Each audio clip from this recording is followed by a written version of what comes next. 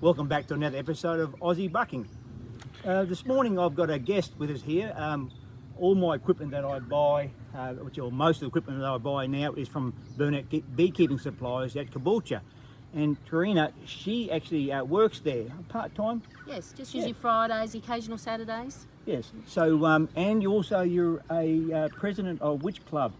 Where I'm a president of a new club in the local area, Moreton Bay Beekeepers Inc. Just a new club, just helping beekeepers, educate them about bees, Varroa, and just having fun. And that's what we're actually here for today, is actually on Varroa, because I did a check a couple of weeks ago, if that, and I reckon I have got them, but I'm actually not quite sure, because I really don't know what I'm looking at. I've been watching YouTube educated for a long time with the Americans and the Canadians, like Canadian Beekeeper and Bob Binney, doing their looks and also their checks on and treatment of Varroa mite. But I actually fast forward a little bit because I think we're never going to get that in Australia. But here we are now, and I reckon I've got them. But every time I go to the shop to help support the girls, but spend money there. The girls, if I need any information, Vicky's very smart and Trina's very smart with all the education with Varroa mite, which is what I want to know about. They always tell me, I said, this would be a good chance to do a video and educate, just not me, but other people who might need to be educated. There's a lot out there that is being passed through and not quite right with the education part. So we're going to try to help people out today, and probably in maybe a two-part video, and we'll just see how we go here.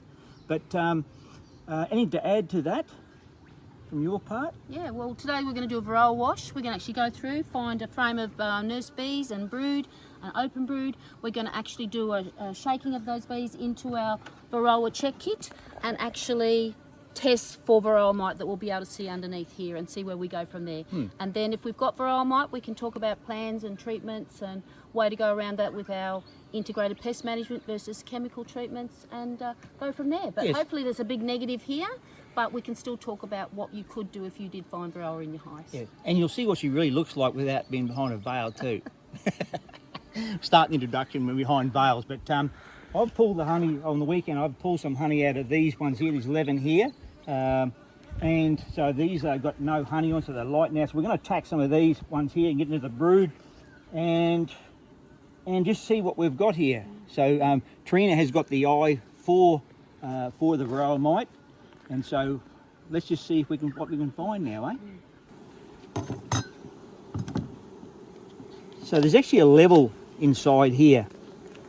It's got a lower and a higher. Now, Trina, what are they for? That's just the measurement for your methylated spirits alcohol wash.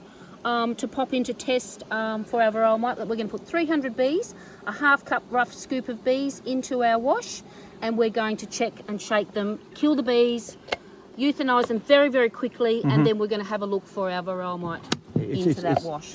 It's the quickest way that it's almost instant. Now, you do it in the lower one or the higher one? You could probably do the lower one to start with. That's usually enough. And then we're going to put that to the side, and this is our little mesh basket that afterwards we can actually shake out all those dead bees, and we can do another wash if we don't have a lot of mites into them. So that's our kit. You can buy this at Burnett Beekeeping. Another thing is too, you can reuse the alcohol. The methylated spirits. So how do you go about that? If you've got a lot of mites in there, obviously it's probably worthwhile just discarding it. But if you actually have one or two or three at the time, you can get a syringe, a little pipette, actually take out that little mesh strainer and suck out those Varroa mites. Otherwise, at each wash you've got to think, I've got 3 in there, I'm going to the next wash, I've got to subtract 3 from my mites that I find in that wash. People are using other methods, the soapy water wash, which is usually putting half a teaspoon of detergent into a litre of water, and that actually, the surfactant level of the suds and everything actually removes the mites and euthanizes the mites very quickly. And Bob Binney and Randy Oliver have proven in the field that it's equal, if not a little bit better than the alcohol wash at times. What sort of detergents is recommended? Yeah, anything that has Ultra in it, Steve. So if you go to the shopping centre and you're using Palmolive Ultra, Morning Fresh Ultra. If you go to Aldi, Tandle Ultra. Anything with Ultra has a higher surfactant level, which is actually helps release the mites from the bees to actually. And the beauty of a soapy water wash is the fact that you can actually discard that very inexpensively, whereas Metho's a little bit more expensively. That's right. If you get 5-10 mites that you just chuck, pour Another, in. And start another again. thing there too is you know, with the Metho too, if you run a smoker in an environment where it's, you know, risk of getting bushfires and that sort of stuff, the detergent makes more sense to use. That's right. It is an alcohol risk. When you're actually stirring and euthanizing your bees and actually swirling to look for your Varroa mites to be shaken off the bees, what happens is there is sometimes leakage around that seal. For sure, they leak. Yeah. That can, and if you're holding that above your head, that leakage can go onto your face, that can come down your arms, Yes, it does. and you're around a flammable smoker. So yeah. just really take care when you're doing this, not to be That's really right. vigorous. Detergent makes more sense in Yeah. what I believe anyway. And the thing is to be consistent. So if you're using alcohol all the time, you're using alcohol all the time. So your consistency of your mite washes Counts. are consistent. Yeah, yeah. If you're using soapy water, it's consistency that you will know your mite counts because that's what you're using, that same recipe each time to know that your levels are as accurate as they possibly Yeah, can awesome be. information. So yeah, Yeah. let's just get into that now go. and see if we can do a shake Right. and see what we can find. Rena? Right, so Have a look, but these are the traps here that I've been using. So just going to open one up because they've been very, very, very good for me. Yeah, there you go. There's some look at the dead beetles in there, Steve. dead beetles already in there. Yeah. Yep. They work very effectively. Yeah, so normally when I was using the other traps, the one that they fall into date-nice earth, is that how you say it? Diatomaceous Di- earth, yep. Yeah, that's better. What would happen is they would wax over, but these get waxed over too.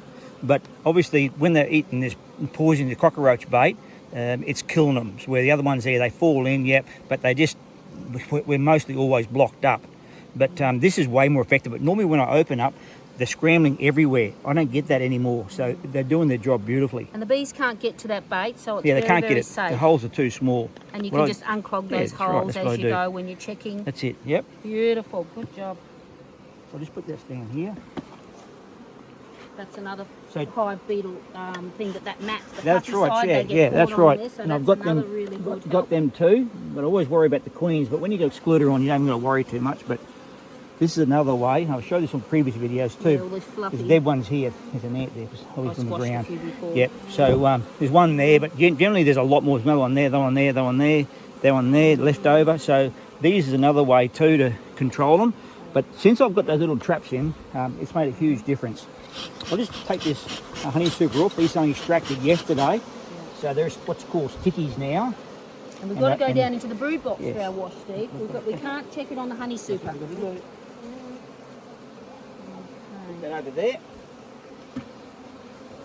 Rena's on the smoker now for me. So just gently pull this off here. When you pull this off, make sure that the queen is not underneath this excluder. I've had it where I've been caught out. So just the last little bit there, flip it over. Make sure she's not on the bottom. Just have a quick look, quick scout through there. And she's not, rightio? Good. So now we're going to get into the brood. This is where all the babies are. So Trina, what do you want here? You want a We want a brood frame that's got, hopefully not our queen, but has got some open brood eggs, larvae, because that's where all nurse bees will be protecting. So this frame is an outer frame, so that's generally going to have more solid brood. And we can see over here we've got a little bit of nectar and a little bit of pollen. it's like a perfect frame. Perfect frame for an Yeah. outside frame. It's got resources. Yeah, it's just got everything there. It's got everything there. They look nice and healthy. They do look nice and healthy. We're don't not they? going to see the Varroa mite on these bees unless they're really heavily infested. That's why we need to do the wash. When you see the videos or the photos on overseas where you're seeing on the back of the thorax the red dot, the black dot, sorry, on the bees, that's if it's a really high infestation, Steve, because Varroa might go under the belly of the bee until they have no room to suck that fat body out of the bees. Then they will go onto the top of the bee, and that's pretty dire straits then. And in the meantime, I've been looking for the queen here. There's no queen on this No one queen here. on Do you that want to one. use these bees here? No, we don't, because we've got no larvae on that one, do we? Yeah, there you So go, not that see? one. That's not the best one. No, it's not. It's more going to be forager bees and a Yep. few nurse bees. Go over the other side. We'll go in one more. Just a bit of smoke, please, Rena. So as they'd had a hard day yesterday, these girls, because I extracted the honey off them, and they're still putting their minds back together. Looking for our queens. There's some brood and there's some grubs. Grubs, that looks like it's not a bad frame. Yep. Often also drone brood we're looking at as well. We can see any drone, if we were to do a drone uncapping test versus a wash test. Are they in every drone cell? That 4 out of 5 female mites that will go and lay in a cell will prefer to go to a drone cell. Yep. Because it's got a bigger cell, fatter, juicier bee that has a longer life gestation as it's getting to a live adult bee. So you'll actually find that, I'm just going to see if there's anything underneath here with any bees. Yeah, I can grab another one. There will be drone brood in here. They've got to be. So that would be a good frame to actually do our testing, because A, we've got a lot of bees. Yes. We've got the open cells, we can see grubs, we can see larvae, we can see probably eggs, and just want to make sure our queen is definitely not on that There's frame eggs in here, I can see eggs in there. Yep, and on the grubs, other side everything. as well. Yeah, it's beautiful. I can't see a queen. I've been looking at that queen all that time.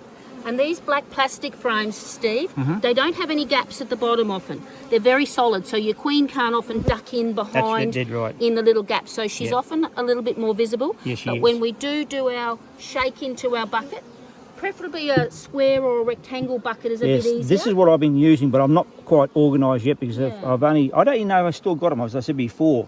So I'm not really with it as yet, with the program, I'm going to say. And this little container you've got for scooping your bees, that doesn't give us a real accurate measurement of a half cup scoop of bees, just out of your cooking with a handle that you're doing your 1 cup, half cup, quarter cup measures is the best, because we're trying to test 300 bees. Yes, so what do you want to do here? Do you want to just shake them in like this here? Yes, if you shake them in there, then we'll do our scoop, and I'm going to try and just estimate our 300 bees. See, this is what my bucket's no good.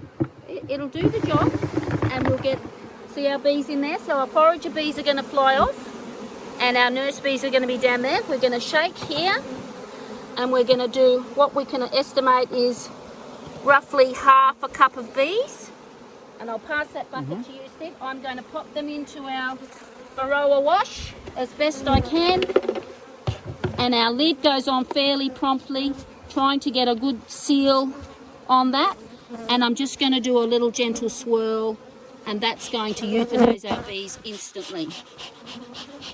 I'm really trying to keep that away from my body so I'm not leaking any alcohol all over my hands or anything, and that will kill our bees. Now those nurse bees over here, Steve, that we've taken off, we're going to put them back into our hive, because we don't want to just dump that on the ground. That's probably sure. Because they haven't been outside the hive. Yeah, they've got to go back in. And if we were to go through and do any other inspections or checks, this is when we could do it. But because we don't need to, this is our point. If you've been in and they've done your honey extraction, we're more focusing on our Varroa. So when we need to have a look, there's a little bit of debris in there, under there. This is when my veil goes on my face and I get stung.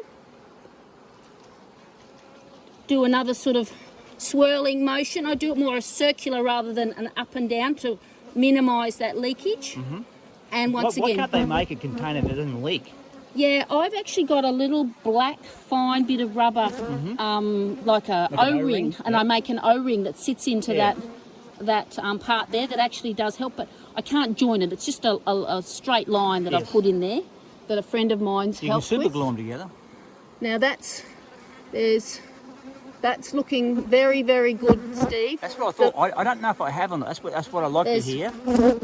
The Varroa mite will be a rust red colour. See how we're leaking out of our alcohol wash? Just be very careful with that. This is clear. We could do another minute swirling, and as you're putting back that, come back to it again, just to be sure, because you will find you might have 0 mites. Then you do another minute and you'll have 1 mite. Then you'll do another minute and you might have 2 or 3. Yeah, right, yeah. So give it a few minutes. Yeah, Don't right, be hasty. Because I'm probably being too hasty when I did mine. It's what you do. People rush and panic about the bees and everything like that. But once again, that's all looking very good. There's one little bit there, but it's debris. That's all looking clear. So just because this hive is clear doesn't mean this one is clear. And we initially thought that the end of the hives would be the ones that would get those flying hives that We're getting the drift from Yeah, other the drift, bees yeah. popping in to actually have a sleepover or bring on goods and honey and nectar to have a sleepover in that hive. But we're actually been finding they've been in the centre hives the first, So would you like to try to send one now? Have another go? whatever you'd like to do. No, well, we should have 2 goes in case I have got them. Okay. So I'll close this one up, Put that one put back, one to back there. together.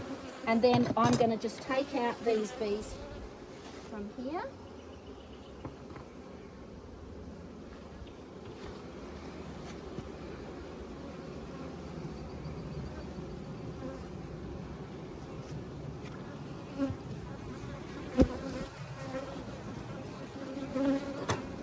Back to bed, girls.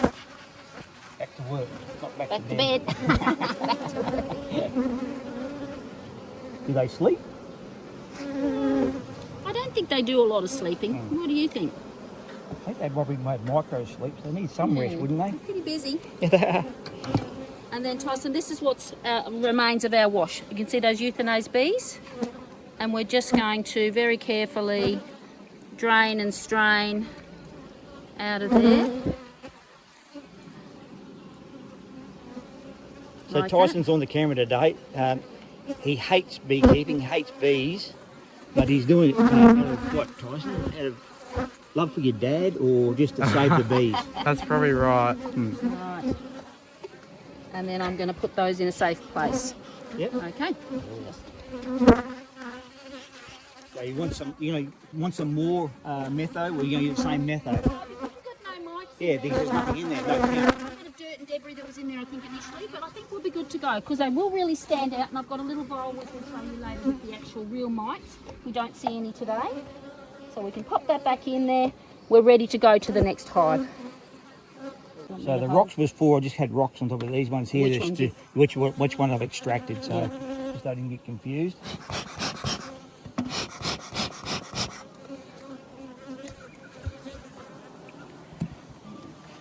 This one's a little bit lighter. They're looking busy too.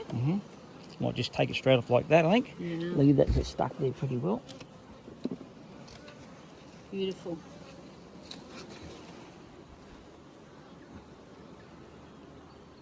You want me to hold your snake a That's right. Right. Okay. Our weather isn't perfect here today. No. Got a little bit of sun peeking through. It was rain this morning, so Rain this morning. the girls are slightly agitated with that too. There's a little horrid beetle. I'm going to smash him. But there's not a lot of beetle that we're seeing in there, Steve, so that's really good. What you're doing with your small hive beetle That's right. trapping is really good. There's definitely a huge difference in that part. Yeah. So you'll- that's our outside frame. Look at that beautiful breeze. There's grubs in there too. There's eggs and grubs. Right. So in days gone by, we'd look at these patterns of brood and worry about the spots and the holes. Well, we always wanted it to be a solid brood pattern.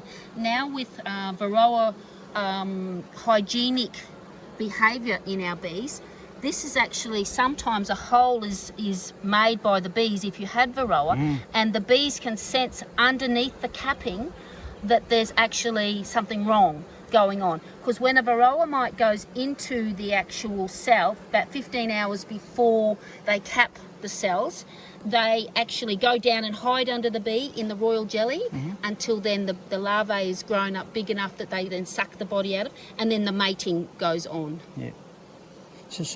But they actually, when they go inside there and take the cap off, they actually put the cap back over. There's nothing wrong. Is that right? That's right. They can pull the whole of the larvae out with all those Varroa mites, and then either leave it as a full cell that it's empty. That's why we're seeing the spotty things. Or if they go in and check and think there's nothing really wrong with it, they cap it back open. Because when that mite goes into the cell, they're very clean and tidy, and they do their business, their poo, up on top of the bee. Whereas they live down underneath the bee. And all that poo, you can actually sometimes see in some of the cells, these little tiny little grains of something that's actually the feces, the poo of the mite. Crazy. And so they can smell that poo, they uncap it, and then they can drag out that larvae, and then the mite process of actual breeding stops. Yeah, the cycle. So that's what we're hoping for in the future, that we don't have to use chemicals and things. There's a couple of Some drones, and you've got a little party cup or a practice cell up there.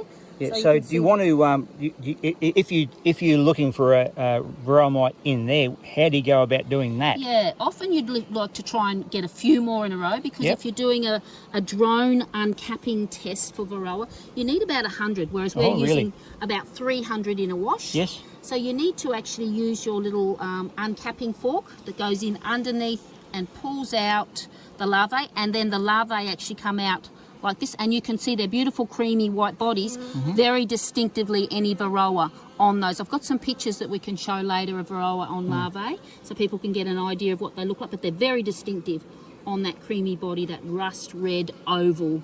with So their little this feet. frame is okay to have To a do a wash test with, yeah, Yep, wash with. what's our check that we're going to do that we make sure that's a good one, Steve? Well, make Why sure would there's you pick this one? because it's got grubs on there, it's got eggs in here, it's got cap brood in here too. Yep, so we're going to have mainly nurse bees. Mainly nurse bees work. That's on why they're there. nice and quiet here. Nice and quiet. Yep. Okay, that's a really good one to do, and we've made sure there's no queen. Yes, I've had a look. Does anyone else to see a queen for me? Just yell out now for me, please. Yeah. And no hidey holes for her, so it's a No, little I've had bit I've had easier a to good see. look at that. So we're going to do Because the last thing you want to do is lose your queen. So I'm just going to knock her into here.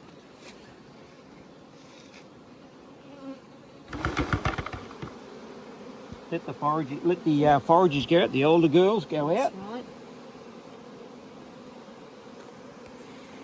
Do you want to have a go at this time, Steve? Getting out roughly half the scoop? No, you'll Or be would you right. like me to do it? You're the pro at it, so. I'll So let you I'm go. having a bit of a cursory glance again as well. In a longer rectangle square box, you can see that layout that you can have a double check that there's no queen in there. Devastating if you've got your queen in there, but we've done a pretty good job. We're going to shake those bees down so they're an easy scoop. Half cup measure roughly into our wash.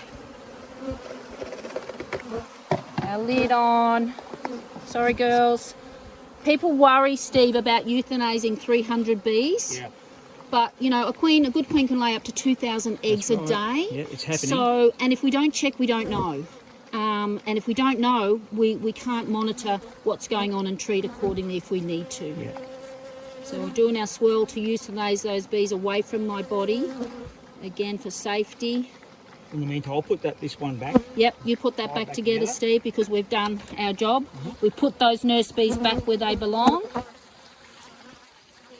Doing a good swirl. They should be all euthanized now. It's just the dislodging of any mites on the bees is the swirling action. If you're doing it a bit slow like this, it's not going to be as effective to dislodge, but you don't need to be, you know, really going crazy either because you risk that metho if you're using metho coming out on you. So then we're going to have a look underneath. And so far so good.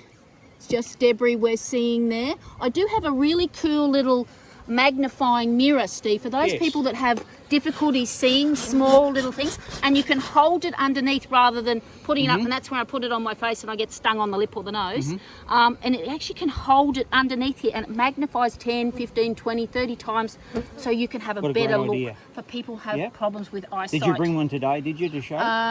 Yes, I have. Yeah, good. We'll have a look A at magnifying glass is a bit trickier because you've still got to hold it up, but this Yep. mirror that actually mirrors the actual visual of the Varroa under there is really easy to see. that. And I might add too, it's just started raining. We've got one here, we've got two here.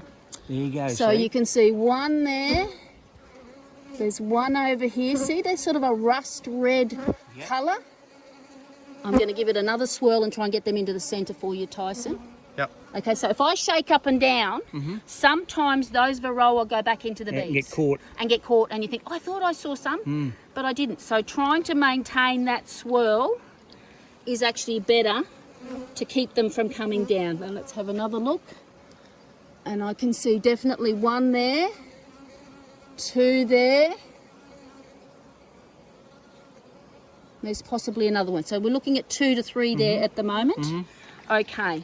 So in summertime, our threshold is 9 before we need to go to some sort of a fast knockdown chemical treatment. So if I had 2 on an average here, Yep. you know, how many hives, I've got probably 80 hives here, how many would you test to make sure what the average is over your whole apiary? Yeah, they're often talking about if you have a smaller apiary, 1 or 2 hives, you really should be testing everyone, because as I said, the end hive might have 0, the second hive might have 3, the middle hive might have 10. You know, you've got to work out what works for you in your apiary, and it's time, energy, and it's hard work to be lifting a super box Especially off, when you've down. got honey, like 2 or 3. Take your honey supers off and all that yeah, sort it's of a lot thing. of work. So, you know, 10%. You know, I mean, a lot of people, their treatment management that they're using, and it's not an easy thing to get your head around what to do, and that's what we're going to try and give people a bit more information about today, is finding your recipe, finding your plan. Yes. Nobody can tell you, you must do this and you must do that, but we can give you guidelines and options.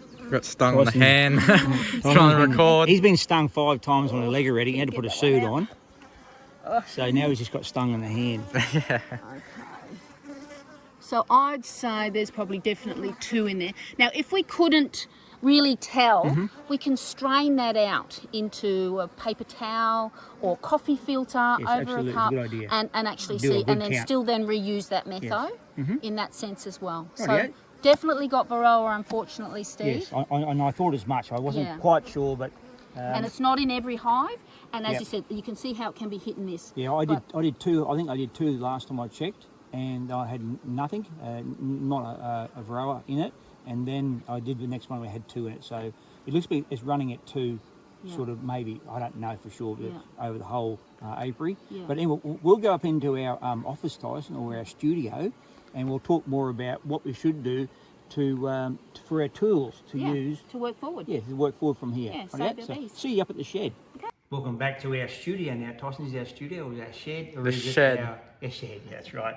So this is what this lady actually looks like when she's not on a veil. So, but we're going to start talking about on the uncapping of drone brood to find Varroa. Yeah. Is that right, Tanya? That's right. So we talked about it in the hive when we had that one frame. Imagine this was our brood frame. We're looking, and there was a few cells here where we could actually come in, angle this uncapping fork. Scratcher is another name for it, and then you can lift up the drone, and all the bodies will be coming out here, and that's another diagnostic that we can actually look rather than only just doing a Varroa wash. Yes. So we need to do 100 of those, and we didn't have that many in that hive. If we went through a few more frames, we could have found some more. And also, if we did have a full frame that was a normal frame of drone brood, that's another way of eliminating a lot of mites, up to 70% of your mites that are in your hive that are breeding, taking out a drone comb. So we'll go on and talk about drone We comb. are at the middle of March too, where the drones probably are not as Not well as- numbered that's as in right. spring too. So That's right, they will reduce. So this is a better time to come in to be getting Varroa, in theory, because we're not going to have, hopefully, as big a breeding season, you know, as we would if it was the middle of summer or spring. yes, yes. Yeah. So, and we were talking about the little magnifying mirror that we can actually use. Cheap as chips, you can buy these at the cheap shops. I think this is a 10% one that you can actually, I probably won't get the right angle of the dangle for you because I can't see it myself, but that's how you can actually see a little bit better to see that Varroa mite in there, Steve. This one has a good suction idea. caps on there. This is another type of beetle That's trap. the one I've been using for a lot of years. yeah. I've actually dumped them all now Yeah. and started with the other beetle With trap. this type here, but this one works still quite effectively. A little bit of cooking oil in there. These are a non-disposable, but they can be reused Yeah, I several used to times try and to reuse them. unpopulise these. Yeah. Yep, or the diatomaceous earth in That's there. what I used to use. Yeah. So the beetles can get hurdled into there by the bees, Yep. and they'll drown, or that'll chop them up with the Yeah. diatomaceous earth. People and, putting, they do a good job. yeah, too. and that just sits in between the frames That's on it. top, like that. Yep. And then that's removed. If you've got oil, you just got to be really careful when you're removing that, not to pop it down and it's going to fall everywhere. This is the cockroach gel, the fipronil we were talking Yep. about to go That's the into. product I've been using. The beetle girls bugs. recommended. Yeah, Don't that have works to really do- good. This is a bigger box. That's got a 25 gram. It's about $9, $8.99 at Bunnings to get and it's in a syringe, so it's very easy to apply in the syringe when you open that and pop it into the little channels into there. Yep. It's very, very effective and very, very easy. You just do 3 little dobs in there. People putting a little bit of peanut butter in here and into these as a protein attractant as well. But there's something in here that does attract the beetle in there. So it's sure. very, very effective and very efficient, especially if you're getting that high pressure of mites and a high pressure of small hive beetle, because you get Varroa mites. You've now got 3 things in your box. You've got your bees, You've got Varroa mite, and then you've got your small hive beetle. And if you're getting weakened by the Varroa mite, what happens is the bees send out a distress signal, and somehow the small hive beetle know, and they come in droves of an evening. That yesterday you checked there was very few small hive, and then bang, they're in. Got a few pictures there, Tyson, as well of this is a really bad infestation, obviously, of Varroa mite on bees. That's going to be pretty well hard to come back from, and that's obviously a dead bee. You can see the different stages of the Varroa mite. This is the female mating Varroa mite. This is a little bit more mature, and then this is even a less mature. You can see the different colours. So she can lay up to 6 mites every 30 hours. She'll lay a mite.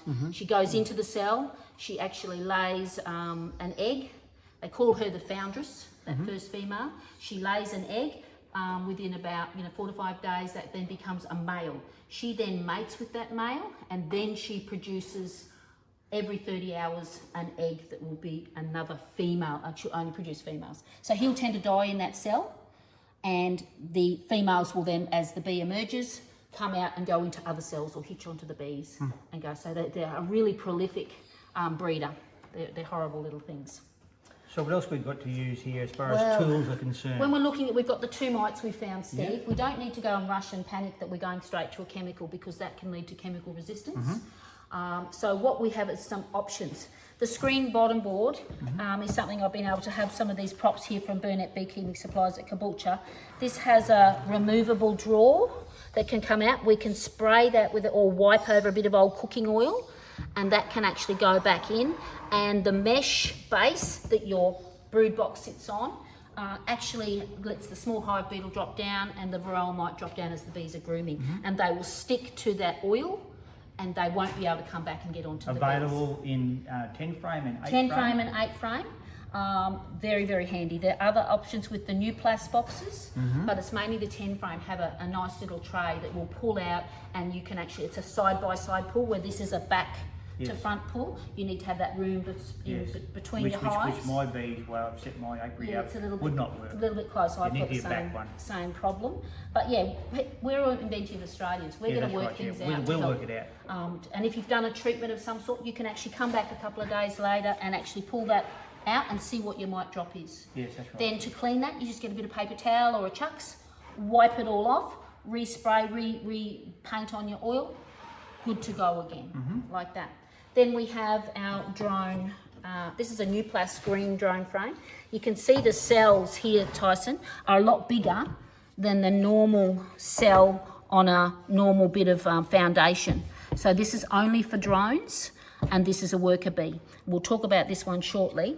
So this needs to be painted with some wax, like any plastic, so the bees will take to it. Go back to one of my videos. I show you how to put wax on. I'm pretty good at that. You might need to tag that one down below. Yeah, that's right. Probably tag it, Tyson, down there. Yeah. Or there. Oh, somewhere. And putting that in. I've been putting these in my supers to draw them out as a honey frame, then extracting them, and then they basically become a sticky. Yes. So then when I've needed to put them into my hive, I usually put them in the second or in frame, not at that very end frame, and then basically the queen will be laying her drone only brood in there. So if I had both sides of this filled with drone brood that were capped, and I was removing that every 4 weeks, I'm going to take 70% of my breeding mites out of my hive. So that's really going to knock down my mite situation. Okay, so they're really effective. When you take that out of your hive, you put that in the freezer. Yes. Freeze it for up to 72 hours, because even I've seen some live bees still emerging after 72 hours. Crazy. Yeah. Then you can get some sort of an uncapping knife to uncap those once you've taken it out of the freezer. You get a bucket or a tray underneath, you get your hose, and you just blob, blob, blob, blob, blob, blob, blob, blob, blob, blob, blob, and all those drone bodies just pop out. Great for your chickens, great for your compost. Yes. The mites are dead if there's any mites, and obviously so is the drone brood. And then shake, shake, shake, shake, shake, shake, and that's ready to go back in your hive. Because as I've taken that one out, I need to replace that back. Did you say you're running them every 3 or 4 weeks? Did you say that? I'm going into my hives every 4 weeks. DPI would, and biosecurity encouraging us all to be making that commitment to go in every 4 weeks to check for Varroa and check our hives, how they're going. If I went in, the drone gestation is 24 days. So a lot of people talk about going in at 21 days. I'm finding if I go in at 20 days, They're 21 not all days, capped. they're not all capped. I'm getting eggs, I'm getting larvae. And once again, as we discussed, the mite doesn't go into that cell until 15 hours before they cap it. So it's pretty well useless. So you've really got to get your timing right of how this will work. Some people will put in a smaller frame, a WSP frame or an ideal frame, and then that drone brood that gets built down underneath generally, they can just come in and get their hive tool, cut that off and discard that. But you've got to get your timing right. So record keeping is a very As a important must. part of it, yes. And once we've got Varroa, we also need to report. Yes. We need to report to B123. They have a fantastic program where they're letting us know if we go on to B123, how did we check? Did we do an alcohol? Did we do a soapy water? Did we do a sugar soap? How many was our maximum mites? How are you treating them? What's your plan going forward? And they generally give you a call. Are you okay? Can you manage this? This is a government department. This is a government department that It's will called help what? us. Sorry? B123, as in B. Oh, yeah, B, the number. 123, Yeah. and that's our reporting system, and that's where the mapping system is as well, to where you can go in and look up your map in your area to see where the infestations Yes, are. with good advice to the other end when they do ring you. Absolutely, they do. What are you doing? What's your plan? Have you Yes. got a handle That's on very what? helpful for a lot of people Because would need help. it's an unknown for a lot of people what to Yes, do. for sure. What to do. This is a new Varroa frame at Burnett Beekeeping that I've actually got the worker bee foundation. This is just a little bit bent because it's been in my car coming up here with that extra bit of a divider board that this encourages the drone brood into this area here. So once again, how long does it take your bees to draw that wax out depending on what season? If I left any of these drone frames beyond when they're hatching, I'm really releasing more mites into my hives. Because they're coming out of the cells. Yeah. So as you stated about records, I need records to is know very- my timing timing, is and I need to know that I need to remove this. Rain, hail or shine, I can't say, oh, it's horrible weather today, I've got to go out there and I've got to remove them. Yes. So if you do use this method, you just have to have that. So what about when you are got 2-3 honey supers on top and you've got to pull them all off to get to that? You still got to do it. Yes, it's a lot of Got to work. do it. And that's why we're recommending a buddy system with our beekeeping club. Get a buddy, get somebody who can help you lift those heavy supers off, because I find I go into my hives every 4 weeks and I've got two supers full of honey every time. Yes. It's very heavy lifting and going, and it's time consuming. I can do 3 hives in 2 hours by myself because I'm taking honey. But if you've got a buddy that can come, or a few buddies that come and team up together to go through your hives and you help together, each other. then you're going to their place. I've got a friend that's putting on a sausage sizzle with everyone coming to his hive next weekend. It's just So what are the helpful. professionals doing? Oh, look. What are they doing to do their counts? What actions are they taking? Yeah, I think that it varies what everybody's doing, that most of them are really on the ball with doing the checking and checking what's going on in their hives, and a lot of people are going to the oxalic acid vaporization. The apibioxyl is the trade name for those, and vaporizing their hives, which we'll get onto and show another method there. Yeah, it's a really tricky thing for everybody, etc. So what else we got as a tool? So they're pretty well our IPM, our integrated pest management options, okay? Then we can, if we had our reach threshold, we've got over 9 or more mites in summer and over 5 mites in winter. We really need to do a fast knockdown. If we're going into winter with high mite loads, as we're coming into autumn now, and in autumn, it will be the end of our hives if we just walk away and do what we usually did in Australian beekeeping, where we were the lazy beekeepers, and we just go, no, we're not doing this over winter. We'll just leave our bees alone, let them sit. We've just taken our honey off and we're all good to go. We may not have bees when we go back.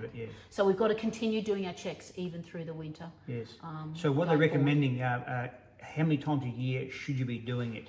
Every 4 weeks. Every 4 weeks. At a maximum. Yeah, so 12 times a year you should be checking. Should be checking. It doesn't matter what month it is, what season it is, you'll be checking and that. keeping those really good records so you know what had mites of higher levels last time. What sort of treatment did you use? Did you just use the integrated pest management? Did you have drone frames? Did you just use this? Did you use an oxalic acid vapor? And how many days apart were you doing that for how long? So you know, did that work? Did it not work? We've all got to find our own recipe. So also for the hobbyist beekeeper, if he doesn't check, how long before the mites will get that high in numbers before it takes that hive out? Yeah, well, we've always thought our strong beehives were our wonderful producers of bees and our wonderful producers of honey. We thought that was always a great thing to have strong hives. Unfortunately, the stronger they are, the harder they will fall, because you've got more foragers that are going out to actually flowers or to feral hives that have died out from Varroa infestation, or your neighbour up the road that's got his hives that have been neglected and just left and not treated and looked after, that your bees will go and rob their honey and their sources, and those mites will jump on them and they'll be coming home. Yes. So you will go through this roller coaster wave. We're at the very early stages, probably here at your acreage, but you will go through when all those feral colonies die, and they reckon there's 120 feral colonies per square kilometre. Yeah, that's crazy. Eh? So for them to die, I know of 2 in my whole 120 acres here. I found 2 trees with natural colonies in them. Yeah. Obviously, they're stinging bees, Italian bees, but I have got a neighbour also close to me next door here. He's got an apiary too, and he's let him go.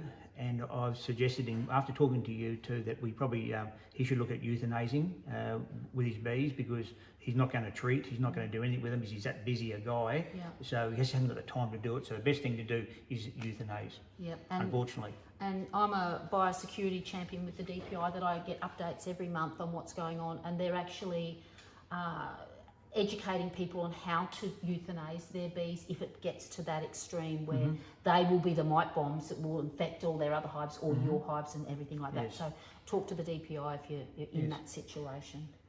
Anything else we need to talk about here? Okay, so we've gotten to the point where we're over threshold. This is the Varroa chemical treatment table that you can get at ARBIC, which is Australian Honeybee Industry Council, online. And this is the most up-to-date, that talks about all of our options for an organic treatment or a chemical miticide treatment. So obviously most people don't want treatments of chemicals in their hives. We all want to be as natural and as we can, but there does come a point where sometimes we have to overstep that mark. Yes. There's some treatments you can use keeping your honey supers on, and there's some treatments that you must remove those honey supers. So there's rules and regulations. Some will not leave a residual, some will leave a residual that will taint your honey or put that poison into your honey that you cannot on sell, you cannot use the wax, all those things. So we just need to really know what you're doing when you're putting those treatments in. There's a really good website called varroa.org.au,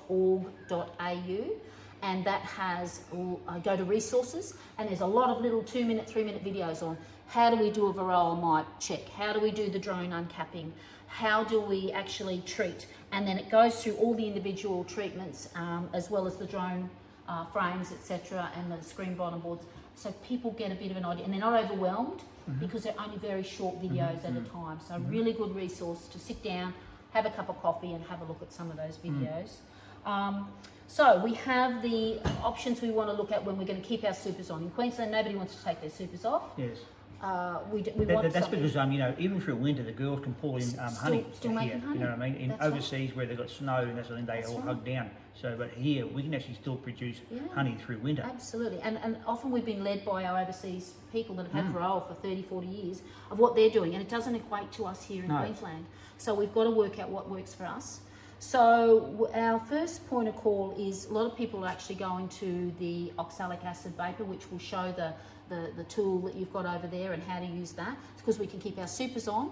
It is time consuming in the sense that it has to be done on a regular basis because it's a fast kill. Yes. It's a fast knockdown. It does not get under the capping, but the flying bees and the nurse bees that have those mites on them, it kills them. It will kill them instantly. Yeah, right, yes. And they will fall down into your tray that you can come back later So and actually every have a look. 7 days, every 5 days, or what's the what are you doing there for I treatment? started off every 7 days because I only had a few mites, and then I've gone to 5 days. DPI reckons 5 days is the cycle, and it's up to you. Do you do it for 5 days for 25 days?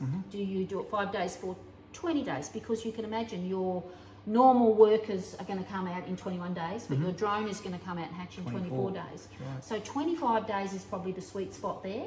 But once again, we've got to experiment. Did it work? Did it not work? That's records again. Records again. record keeping. I keep a monthly list of all the numbered hives that I have. I've had to number all my hives, which was just, I have pretty hives and all coloured with flowers and lambs on them, but I had to go to numbering to keep good records to know I had 4 mites with vaporizing every 7 days, and then the next month I had maybe 5 mites. So I've gone to every 5 days I've tried that. And then what was my result? Did I get 2 mites? Did I get 5 mites?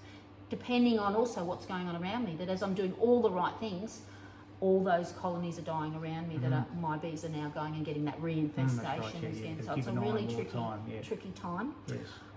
Then you have something that's an organic treatment, which is called Formic Pro.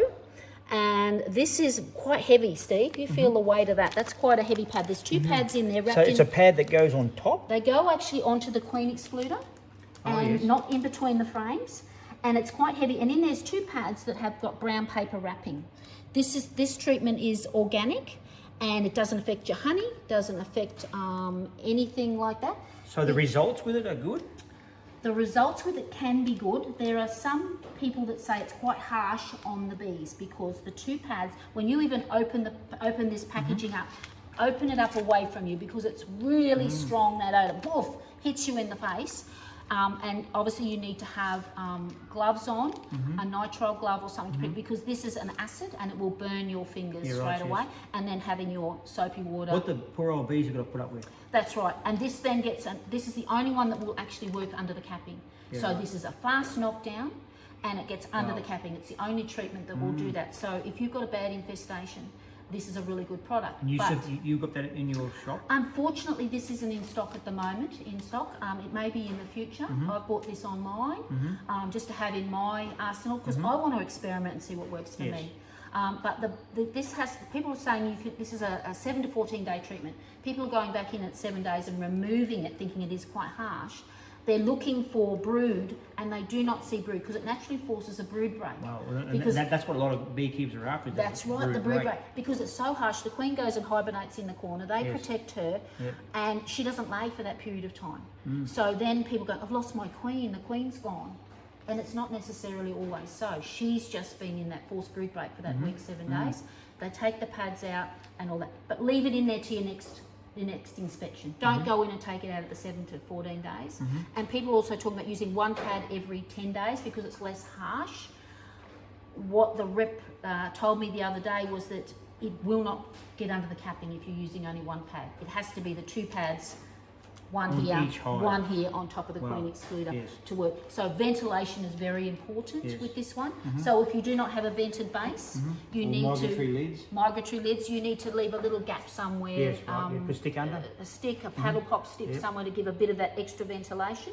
You might see a few extra dead bees. So where the acid in the vapor of the oxalic acid and this, it's where it harms the bees is if the bees have got a lot of mites on them, it creates a wound in their body where they're sucking that fat body. So what happens is the acid gets into those wounds and that's where it harms the bees. So if you've got 20 mites on a bee, it's going to have 20 plus holes in them. So that's where you're going to get your dead and dying bees. But they're going to die anyway if you haven't done anything. And they're sick. But this is also temperature sensitive. You cannot use this all year round in Queensland in summer because the vapor releases really strongly and really harshly in the heat. And the bees will madly fan it. You'll see them outside the box and everything like that as well, madly fanning it around, but it is very effective. So if it's under 10 degrees, the release of that vapor is going to be slower because it's cooler and it'll take longer and it may not be as effective. So it could be a good one for using in winter time if you need to. Coming into winter, autumn to winter. But if the first 3 days are most critical, that we need to be under 29.5 degrees for those 3 days. Through the day. For that, if you then had a 28, 29, 27, and then you had a 33 on day 4, it's still going to be more effective.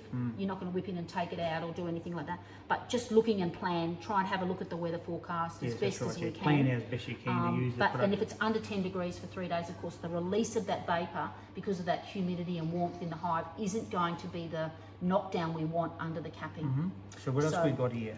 Then, this is Varroa. So once again, this is something that we would be using if we were at threshold. We do not want to use this if we've got 4 or 5 mites in summer or 2 or 3 in winter. We want to look at those thresholds of 9 in summer and 5 in winter. This is plastic strips in here, 4 plastic strips in here that have little bunny ears over the top, and they actually go down between the frames. So as this sits on top of the queen excluder like that, These ones go down between the frames and they actually slide down the little plastic strip, and it's got the little bunny ears that just hook over the top. Just one per hive? One per hive if you're using 8 to 10 frame. Yes. So there's 4 strips. If you had a nuke, 4 frames, you'd use 2 strips. And the miticide is impregnated into that plastic strip, and they're meant to stay in 6 to 8 weeks. Whereas this one is, 7 to 14 days, they say, is at its most effective. But we're still going in at our 4 weeks to check. There's, unfortunately, at the moment, Queensland's just finding that there's Varroa resistance and the Apivar resistance, because initially when it first came out, people only had Varroa to use. There was nothing else approved, so they were back to back using it to fight the incursion in New South Wales. So that's like taking antibiotics incorrectly, or overusing antibiotics, that you get that resistance in your body and it doesn't work anymore. Yes. So this is what they're finding. Yes, so when they come into Australia, the Varroa mite, obviously they carry that resistance into Australia. Possibly, or because of the fact that they've had to overuse it in New South Wales, and then those bees are migrating up here with pollination and all that. They've got the resistance in them. Yes. And it's happening overseas, as well. It's not just us. It's just unfortunate. We've got to be very smart in how we treat. So this one, when we're actually putting that into our brood chamber, we're not putting it in the honey super. We're putting it in our brood chamber. We need to mark our frames with B, with a Nico pen or a paint pen, B for Varroa, on all those brood frames. So it's okay to have our super on with both of these, but this one, honey super is okay, but if your outside frame, imagine this is a honey frame on the outside of my hive, which is usually an insulator and a feeder hive frame, and I've got B for Varroa in there, and come spring, I decide, it's not quite filled with honey, I'm going to put that up into my super as a honey frame. This is not meant to be ever used for wax or honey consumption. So if you've got a noted B for Varroa, you will not use that. You will either cycle it out and melt down your wax and clean it up and steam it up and reuse it again, or it goes in the freezer to be used then again into a nuke box as a resource frame for your feeding your nukes, or anything like that. You can reuse it, but you don't want to be putting it up into your honey super and then spinning it like a normal honey frame, because that miticide will be in the wax and it will be a little bit in the honey as well. Yes. So there's rules and regulations with all of these things, and that's all on that varroa.org.au and in this site here. So this is what I've got in. I had to put a Varroa in one of my long horizontal hives yesterday. It had 10 mites, so I'm over the 9. Put that in, and we will check again in 4 weeks to see how that has worked. The other hives that I've had to do on sporadically, put it in, I've had a 0 or a 1 from a 10 or 11 number. So it's working currently for me, but that is not what's happening everywhere. And I'm really keeping a really good eye on good records to see what hives it's working with. Yes. When you put that in, you can put it straight across all those frames, but you put it every second frame, because as that goes down, that little piece of, so imagine this is a bigger strip, it's touching this frame and it's touching this frame. So then I'd leave this frame and then I'd put it on the next frame, and on every second frame, sort of thing like that. You wouldn't just put one there, one there, one there, one, it's too close. And it's got to be where the brood is. So if you've just put a nuke in and there's 6 frames in the very centre and they're a little bit weak, you'd want to put it more in the centre. But if you've got wall to wall, you might want to do a bit of a diamond pattern, one up here, one over here, one down here, one over here, to incorporate as much of that brood. The main aim is it's in there, and the bees are going to walk it around and they're going to get it to where it will work. Okay, with that one. Then there's these were with supers on, all with supers on. This one, the Apivar, is actually one that we have to take our supers off. So if you're at a point now where your infestation is really bad, Steve, you're losing bees, the numbers are really reduced, or you've used this one, you can't go and use that back to back because you've still got a lot of mites. You've got to look at an alternative in a chemical like the Apivar. Now there is 4 strips in this packet, and this is where we actually use 2 per hive. So it's quite a strong, it's a different chemical reaction sort of situation to this, so they don't clash and they don't cause that resistance. But it does affect your honey and your honey supers, so you cannot use that with your honey supers. So people are saying, well, how do I do that? You need to have either the supers off, but if you've got 3 boxes full of bees. How do those bees all go into the one box? This is right. Well, they're going to be outside, aren't they? And it's a mess. Well, you've got to have a treatment box. So you've got to have a spare box to put on there, spare frames so that the bees can still fill, and they need to be labelled treatment box or apivar boxes or whatever they are, as well as marking those frames down below. A for apivar or some sort of recognition that you've used that sort of a treatment, like the B for the Varroa on all those frames. B, A, you know, on those sorts of things. So you never mix them up to spin honey from them. And that treatment box can let all the bees go in there. They can still make honey, but you can never use that honey. They can still be used back in your brood box for your nukes or supplementing some resources, but they're never to be spun for honey and wax again. So there's a lot of work. If you've got how many hives? 80, I think. 80 hives. Could you imagine putting a treatment box on with spare frames for every hive? It's a chore. It's a real challenge of how people will get around. And you've got to have a lot more equipment too than cycle it and then around. you've got to store it in That's between. Right, cycle it. It's just, and a freezer to put crazy. those in. I've got freezers here too, but I haven't enough freezer room. Yeah. I have to have a bloody big cold room. It's really hard. It's hard, yeah. It's really hard. So we've got to work out what It's works scary. for us. Yeah. Okay, so that's pretty well our options Now that we we should have here. look at the vaporizer and the mask we've got to use, Yes. and also the boxes between New Plus plastic and also the timber box, which I've got both here. Yeah. So I'm hoping we're going to come up with a trick with the New Plus plastics because We're working on that, aren't we? yes, we are working on that. Working on that. So let's go over here, Tyson. So what are you up to, Steve? Vaporize. Can we hear you? No, we can't hear you. So We're getting ready to vaporise. So this is an approved mask for vaporising. We're using an organic vapor 3M cartridge on the side, and this is a half mask. So if Steve had a beard, that wouldn't be quite sealed. There's a full mask is obviously better, but Steve and I both wear glasses, so we can't do the full face masks. It's recommended to put little earbuds in, or something in your ears as well, because the vapor can go into your eyes, your ears, your nose, your mouth, all those sorts of things. And that's for using a vaporizer, something like this little gem. This is an Instant Vap Compact that has got a Makita battery attachment. These are a little bit more on the expensive side, Steve. But you buy once, you buy it right. Once you buy right. Yeah. The cheaper versions, unfortunately, really have a longer heat up of your battery. They drain the battery really fast and they don't get you very far.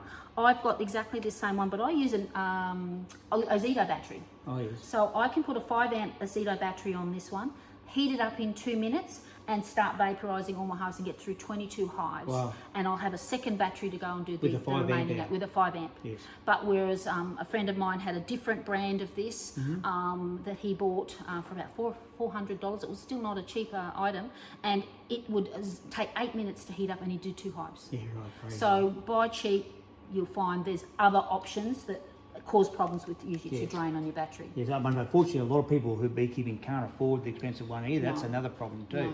Yeah. The beauty of Instant Vap is they have several versions. There was the original. They now have a light, which is a lighter version that doesn't have an on-off button. So as soon as your battery goes on, it starts heating. Whereas the compact, as soon as you turn it on, you get a heating light, which is a slow flash. It then goes to a solid red light when it's ready and heated, ready to go. And when we're actually distributing the vapor, we have loaded up our little dispenser, which winds up and down to get 4 grams. Yeah, so it's got adjustments. It's got a spring 2 grams. inside. You just adjust up and down. This is our And four grams is what's recommended.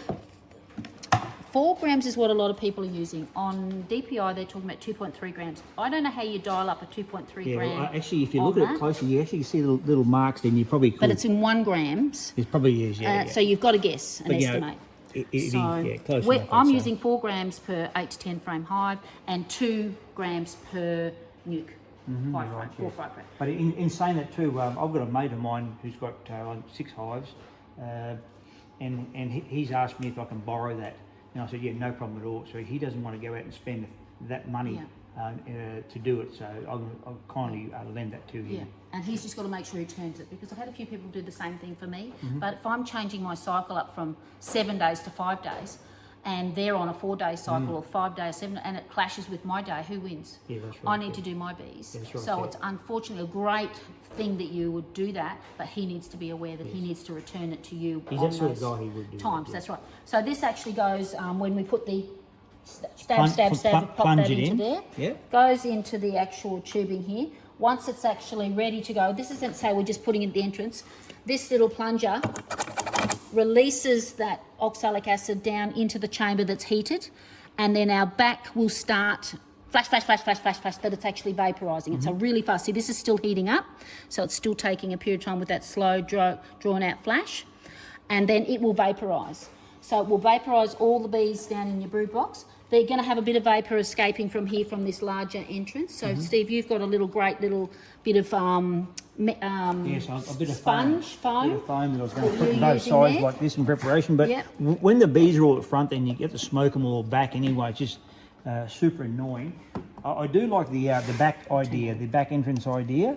Yeah, so that's going in the front. Yeah, that's going in the front there. And if you putting do your it that nozzle way. into there and doing Yep, it like that's that. right.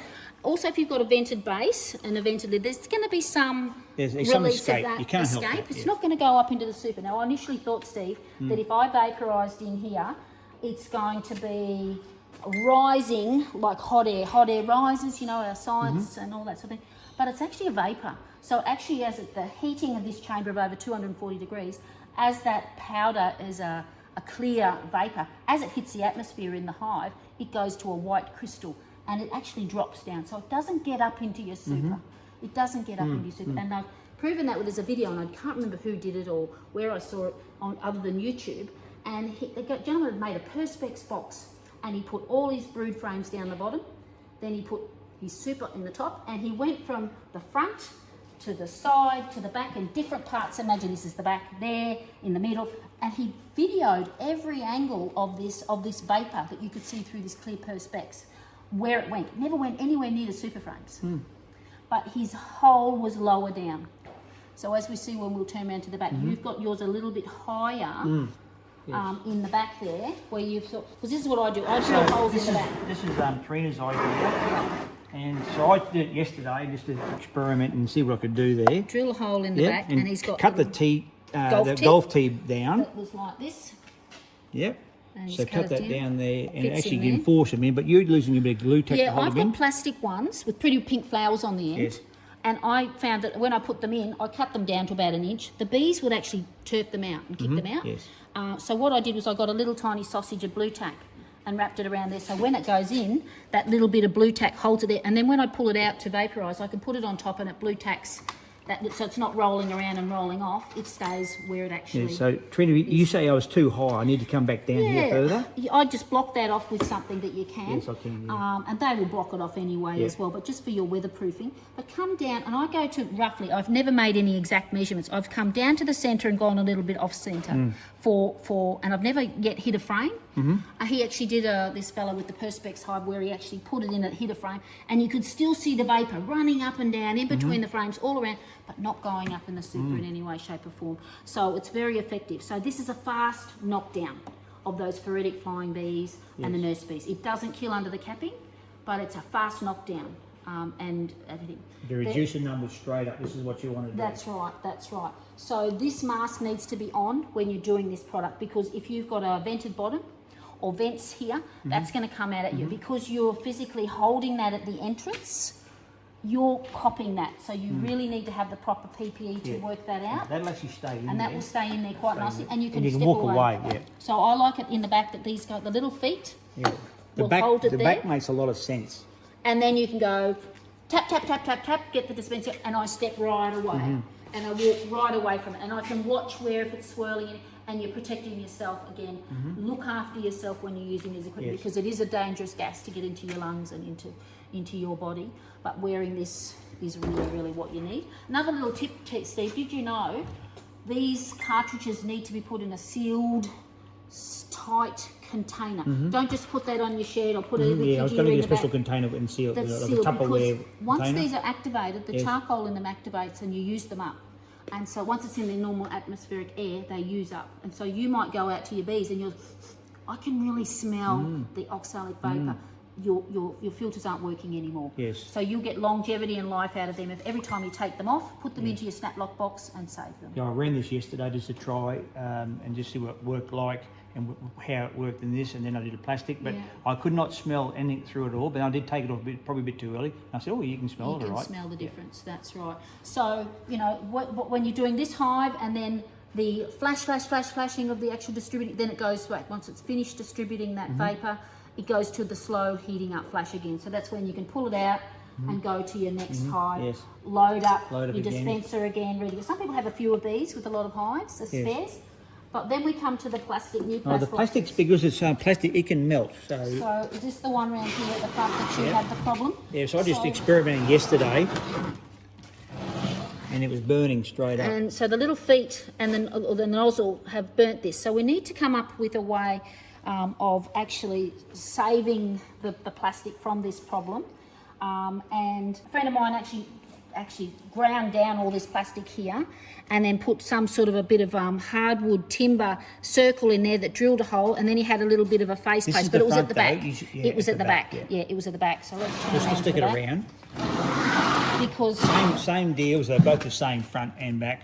That's design. right. So he ground this off, and then I said, why don't you just go to the right or the left? And he said, I will do that for my next one. So he put this circular bit of timber here with a hole drilled through it, a hole drilled through into the plastic for the nozzle, and then there's a silicone tubing you can buy through Instant Vap that actually maintains the heat of that little nipple that goes in and distributes the actual vapour. And then he had a little bit of a faceplate here in timber so that the actual feet rested on the timber, not the plastic, not onto the plastic to burn it.